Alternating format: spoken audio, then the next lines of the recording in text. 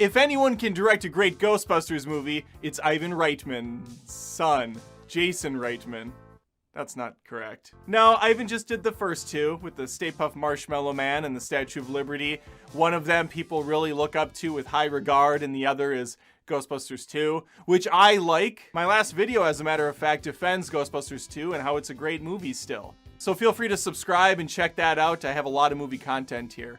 Let's talk about Afterlife, though, and what it gets right. For starters, it appears to have a script and was competently directed. There's no fart or queef jokes to be found, which is nice. It's a nice change of pace from 2016. The visuals are nice. All the Ghostbuster accoutrements you expect are here. The Ecto-1, the Proton Pack, the traps. They're very beautiful to look at. The nostalgia is overwhelming. It sounds and looks crisp. That's still visuals. I'm still on the visuals. Here's the deal. This is a really tough one to review. What we have here is a movie that knows what fans want, but doesn't have the competency to give it to us. Either Jason Reitman or the other screenwriters, which include Dan Aykroyd, who did the first two movies, along with Harold Ramis, who's, not alive anymore, so couldn't chip in. They know what makes the first two movies work, and they just, I guess, don't have it in them to make another movie in that style, where the humor is front and center, where it has dramatic elements and some scary stuff going on, but it's all kind of an afterthought, or it's just paired nicely with the humor. You never really take it too seriously, even when the stakes are serious. It's really hard to explain what makes Ghostbusters 1 and 2 work so well. They're often considered lightning in a bottle, with many dismissing the second one as losing some of the magic. And when you have films like that, there's no easy recipe. That's why they're lightning in a bottle. That's why they're tough to capture. And so this movie decides, we're not even going to try that. We're going to go a totally different route. It's going to be dramatic. It's going to be serious. It's going to be sad. But really, we're taking the series in a very different direction. And that's why this movie's not called Ghostbusters 3. It's called Ghostbusters Afterlife. And really, I believe it's kind of a sequel to Ghostbusters 1. I apologize if I'm wrong. I only saw this one time, but I don't think there was even a mention of Ghostbusters 2. Not that I really noticed, at least, clearly. It's just different. And I guess maybe that's not what I was looking for with Ghostbusters. It's not the route I would have taken us. So what we have here is a movie that focuses on Egon Spengler's kids, grandkids as well. Isn't this getting fun? Are we sick of this yet or not? Can we still do this more? Where the old nostalgic film, the parents have children now or grandchildren who take up the mantle. We've seen this in so many movies. Scream is doing it. I guess they're not their kids, but they're teenagers. They're having the old ones. They're carting their asses back out for a fifth or sixth film to, just kind of tip the hat, wink to the audience, and then they're either killed off or they just go about their way. Mckenna Grace is the main character here. She plays Phoebe. She's 12 years old. She's a genius, like her grandfather, Egon Spengler. And as this movie progresses, very slowly, Phoebe's introduced to the Ghostbusters and who they were and what they accomplished, because apparently they're not teaching this in history class. Her mother, Callie, recently found out that Egon Spengler has died, and they have inherited his farm. He's a dirt farmer. That's what they know him as, out in the middle of nowhere. Somerville is the name of the town. It's a shithole, and they're all gonna stay there now because they're broke. They weren't good with money like their father. Finn Wolfhard plays Trevor. I really like him in Stranger Things. Here, not so much. Not so much. It's not because he's bad by any means. His acting's fine. The stuff he's involved in isn't interesting, and it's slow moving, and it really goes nowhere. And then, of course, there's People Magazine's Sexiest Man of the Year, Paul Rudd. It's like People Magazine just has the Avengers list in front of them, and they're like, we already did Chris Pratt. We already did Chris Hemsworth. Who's next on here? Robert Downey? We did him a couple times, I think. Oh, here we go. Paul Rudd. He's the next one. Paul Rudd is great. He's in it a decent amount, yet he doesn't do a whole lot with the time he's given. This is just a weird movie. It does every single thing a soft reboot does. It talks about the past movies. It has a lot of the same elements from those films. It brings back old favorites. There's tons of Easter eggs and references to the popular film of the past. I'm just getting a little sick of it. To Jason Reitman's credit, there is a good amount of heart and feels in this film, but it's almost cheating. It's like the Fast and the Furious movie 37 or whatever, when Paul Walker died and everybody went to the film because they wanted to cry about his death. That's what we have here. It's not like we're sad because the character Egon Spangler's gone. It's because Harold Ramis is gone. That's where the emotion's coming from. It's just kind of cheating, is all I'm saying. It's kind of cheating. When I found out they were doing a kids Ghostbusters, I was thinking, all right, maybe this will have that campy fun of the Goonies. Maybe it'll have that Sandlot feel to it. No, not really, because the movie is kind of dramatic throughout. It is slowly paced. I mean, it's not uninteresting, but I was definitely waiting for something to wow me or to make me laugh really hard or to have those quips and good jabs that the old movies did. No, not at all. This has modern comedy. So people just kind of say literally all the time. I counted 4 of them. How are you saying literally still in films in 2021? This is ridiculous. And then to do it that many times, have a good script. Get that tightened up and look at the editing. What is happening, Hollywood? I know these actors all talk like dipshits off camera. Don't bring it into the movie. It's a freaking movie. I wanted to love it. I wanted to like it a lot. Instead, I'm kind of in this just, it's got some really good stuff in it, but then it's got some really bad stuff in it, and I don't like the overall feel of it. I don't like the route they went. That's not to say it's a bad movie, but it's not Ghostbusters in the way I know them. They're going for a different market. They're going a different angle. It's one of those things where they're like, hey, we're going to forge our own path with new characters, but also we're going to ram in everything from the past movies, including the major plot points. If you're going to this movie simply for the ghost busting aspect, you might be a little disappointed in that too. There's not a lot of busting going on. We do get cute Stay Puft Marshmallow babies though. That was in the commercial. And it happens at Walmart. Everyone's favorite store, Walmart.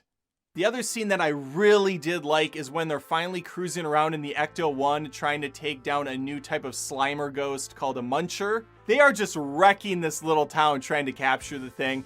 I was on the edge of my seat watching, excited, happy that something was finally happening in this film. Probably an hour into the movie. It's not like there's a lot of ghost busting in the first 2 films, but we have these awesome actors that are just playing off each other and having a great time, and that's what's missing here. The kids don't really have a collective Ghostbusters team or anything.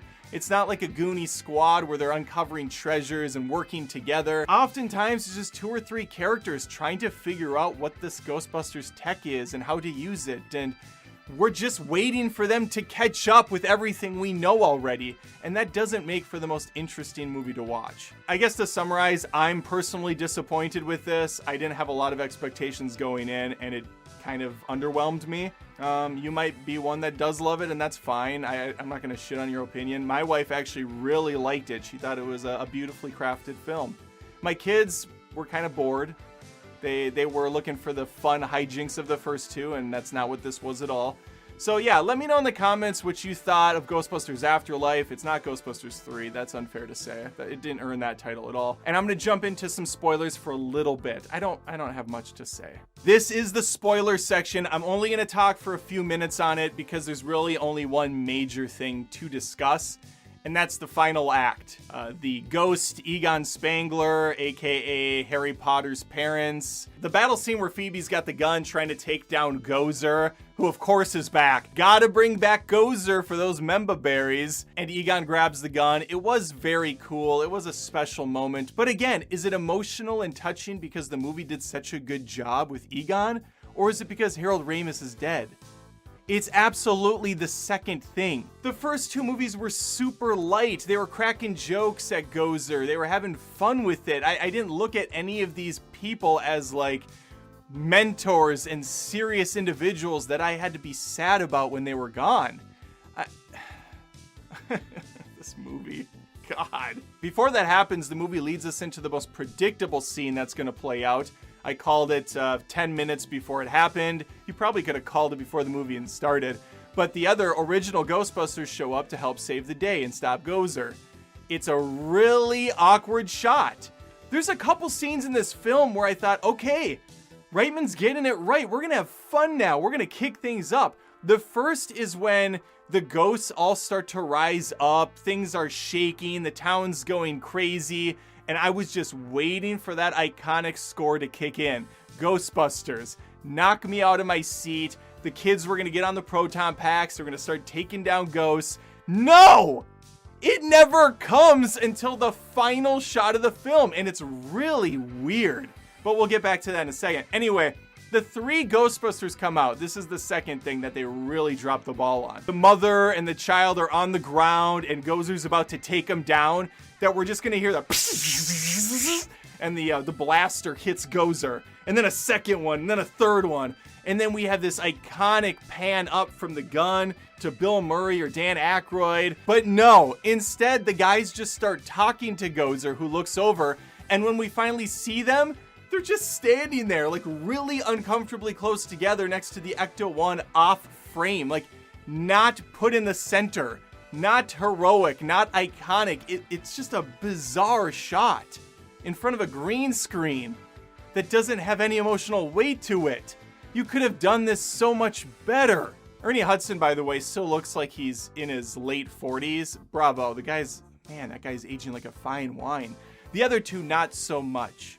They look like they were just taken out of the retirement home and they threw them in their outfits. And they're like, all right, we're filming this now. Bill Murray, pretend like you give a shit about Ghostbusters, you son of a bitch. We should have had like 5 of these years ago, but you kept holding out. They do get to crack some jokes, but we're so far in the game at this point that none of them really land for me. The tone is so off from those originals that whenever the jokes are coming out, it just doesn't feel natural. I thought having Egon as a ghost and communicating with his family was really nice though. That was a great idea.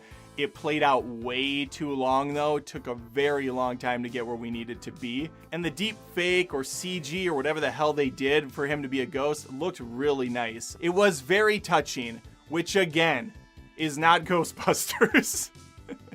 Let me get to the final shot of the movie that's just way off from anything else. We get a bird's eye view kind of looking down at the city. The Ghostbusters old logo comes up, followed by that iconic song by Ray Parker Jr.